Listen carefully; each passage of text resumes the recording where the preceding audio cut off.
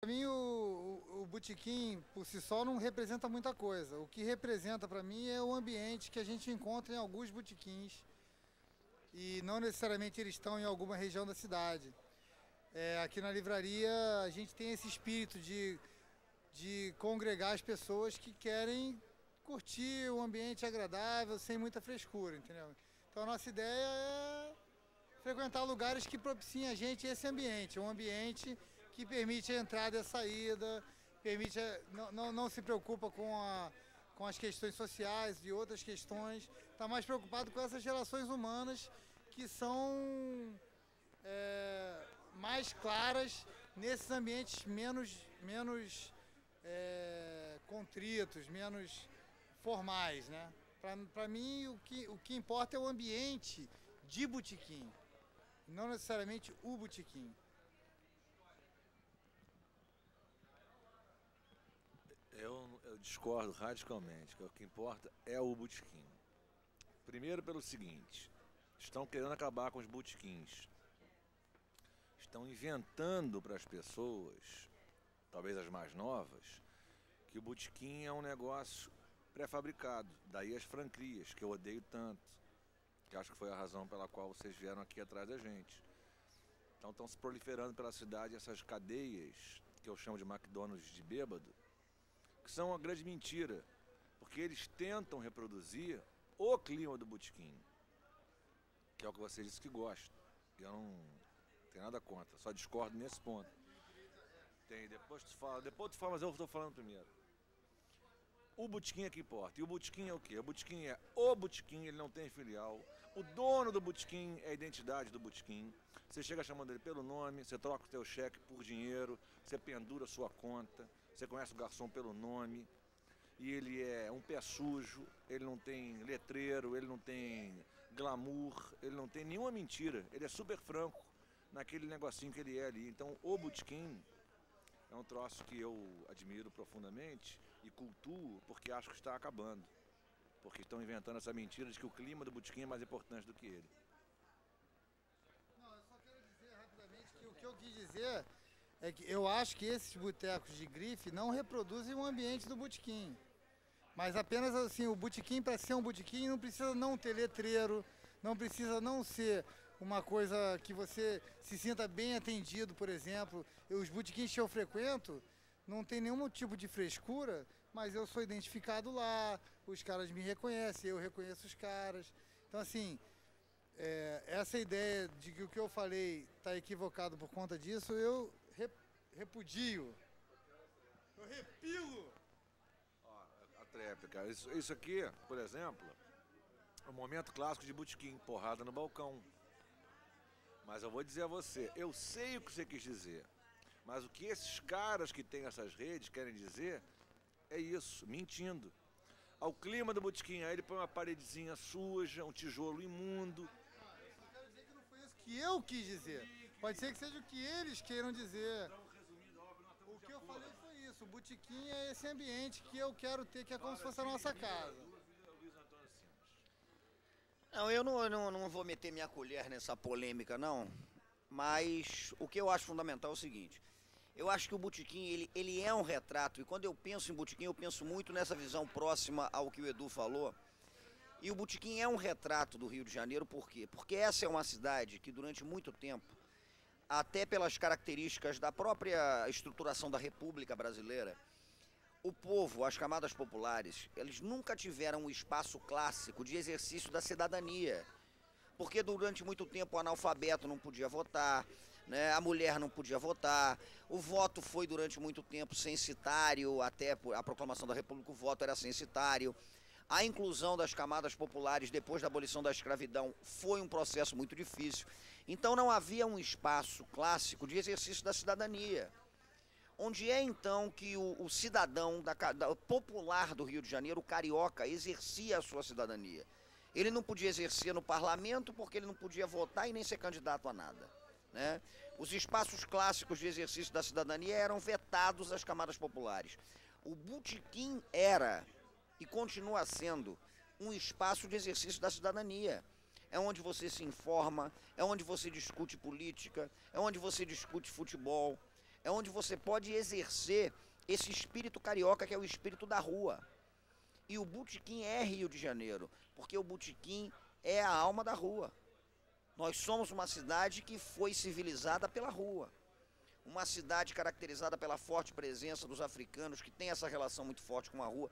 Então, o botequim é exercício da cidadania. É um absurdo esses bares que querem, enfim, usar o nome de botequim, como os Belmontes da vida, os... Continua, né? Faz parte do botequim. Mas eu acho um absurdo esses bares aí, esses Belmonte, conversa fiada, informal, né, essa porcaria toda, espelunca chique, porque ali você não pode exercer sua cidadania. Você chega a bares desse tipo que você vê um cartaz dizendo que você não pode batucar, você não pode cantar, você não pode tirar a camisa, você não pode ali exercer a tua cidadania. E o botequim é isso. O botequim é um espaço de civilização, porque é o espaço da conversa, do papo. E aí, né, me inserindo nessa polêmica, eu acho que botequim é este ambiente que o Eduardo falou, e o botequim é essa atitude que o Rodrigo falou. Botequim é ambiente, botequim é espaço e botequim é atitude. Isso é fundamental. E esses bares definitivamente não são botequim. Eles estão usando, né, o botequim como um marketing mais sujo possível, né? E eles definitivamente não têm essa conotação. Botequim, para mim, é um espaço de civilização que foi construído pelo povo do Rio de Janeiro e é onde o povo do Rio de Janeiro permanentemente exerceu a sua cidadania. E vocês já falaram aqui algumas diferenças que existem, né? Mas eu queria agora que vocês enumerassem, assim, de maneira mais concreta, essas diferenças entre o botequim e esses bares que se autodenominam botequim. As diferenças cruciais que tem entre os dois. Não, a diferença que tem dos botequins que a gente frequenta, talvez a única vantagem que haja nesses botequins de grife é que você jamais encontrará o Eduardo Goldenberg em nenhum deles, nunca, né? Então isso pode ser encarado como uma coisa boa também, né, para alguns. O Edu acho que já deu algum caminho. Por exemplo, botequim não pode, ele falou isso e é absolutamente fundamental, botequim não pode ter filial. Porque filial já descaracteriza completamente o botequim, né? Tem o preço. Preço é uma diferença absurda. Preços, cara. Você vai, por exemplo, no Rio Brasília, que é um bar que a gente ama, você paga num pastel R$1.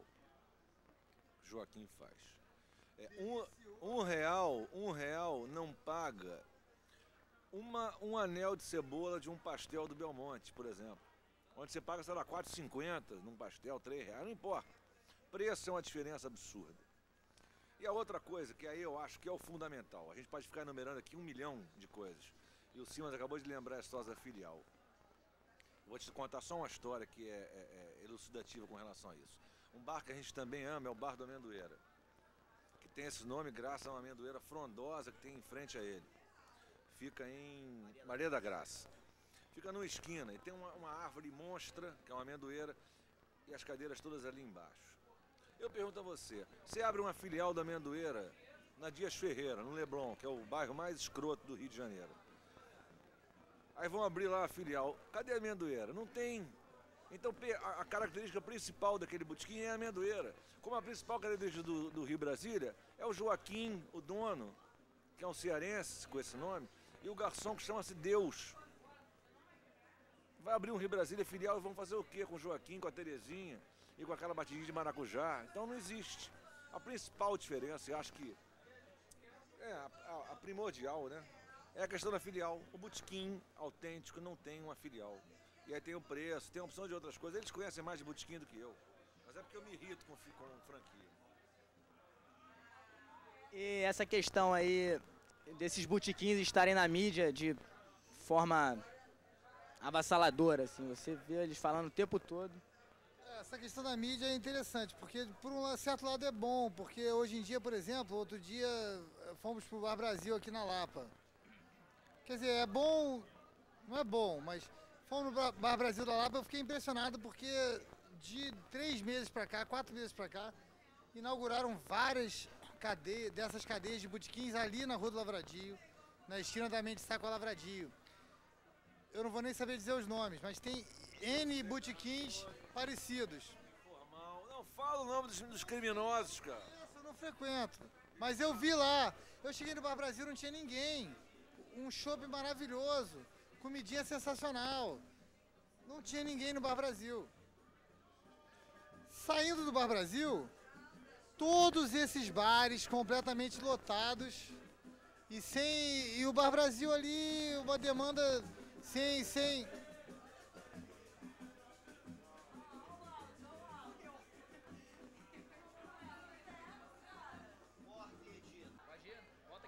Como é que era a história? É, eu tava falando isso. Uma vez vocês foram no Bar Brasil? Não, vou falar, cara. Não, eu tô falando, Não é isso, fomos ao Bar Brasil num sábado à tarde e até pensamos na ida, pô, vai estar cheio, a Lapa, não sei o quê. O Bar Brasil completamente vazio e esses bares onde você é maltratado no sentido mais... Não digo assim, às vezes você vai num bar tradicional e o garçom não te trata tão bem porque ele é um garçom tradicional, mas não é esse tipo de atendimento mal feito que eu estou me referindo. Estou me referindo a essa coisa pasteurizada. Você acha até que o mesmo garçom que está na Lapa é o cara que está no Flamengo, porque parece até que eles são escolhidos de uma forma, tem que ter esse tipo de perfil, assim, de gente, entendeu? E nesses lugares você não tinha um lugar vazio, você via as pessoas pegando fila para ir num bar desse e o Bar Brasil do lado, com uma comida que não é cara, se você for comparar com as coisas que são oferecidas nessas boutiques de boteco, como eu acho que são, né? Então acho que isso é uma coisa para as pessoas pensarem, que o boteco tem que ter também essa tradição, essa história, essa toalha um pouco puída, essa coisa, aquele garçom que está ali há anos e que talvez não te atenda tão bem como você gostaria, mas também você não tem que reclamar, enfim, esse espírito do botequim, as pessoas estão deixando de lado e privilegiando esse outro boteco, que não é boteco, porque você não encontra nada do que você tinha que encontrar lá. E vocês não têm aquele medo desses bares tradicionais no qual ele falou, tipo Bar Brasil ou outro do mesmo tipo, caírem no mesmo erro desses botequins modernos aí e às vezes quererem ficarem mais sofisticados ou então mais modernos e caírem no mesmo problema que eles têm? Olha, eu não tenho esse receio, eu acho uma outra coisa. Eu acho que essa discussão a respeito desses bares, né, que a gente critica de uma forma muito incisiva, ela é uma discussão necessária, é um combate necessário, mas ao mesmo tempo eu acho que essa discussão existe porque a própria mídia, ela tem uma visão da cidade do Rio de Janeiro que é uma visão muito compartimentada. A cidade é muito focada em relação à Zona Sul e em relação ao centro. Agora, você quer saber aonde a alma da carioca sobrevive? A alma carioca sobrevive nos subúrbios, a alma carioca sobrevive em birosca de favela, a alma carioca sobrevive em botequins do Grande Rio, Duque de Caxias, Magé, em toda a Baixada Fluminense. A alma carioca sobrevive em Maria da Graça, em Todos os Santos, ela sobrevive nos pés sujos do Meia, ela sobrevive de uma forma muito incisiva, ela sobrevive. O que a gente tem que questionar é que essa propaganda e esses bares, eles fazem parte de um processo que eu acho que é muito mais pernicioso até do que um processo que se limite a botequim. O Rio de Janeiro está passando por um processo, né, em que cada vez mais está sendo construída uma visão da cidade que exclui o que eu chamo de lado